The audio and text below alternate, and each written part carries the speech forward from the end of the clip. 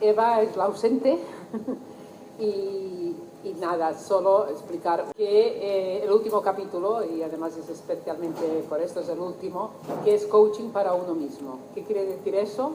Que una vez uno aprende cómo funciona esto del coaching, porque ya a lo mejor ha realizado otro proceso, puede que uno haga un proceso para cambiar de trabajo, para promocionarse, para mejorar su salud, etcétera, etcétera, llega un momento que estas mismas aprendizajes se pueden aplicar para hacer cambios a nivel personal.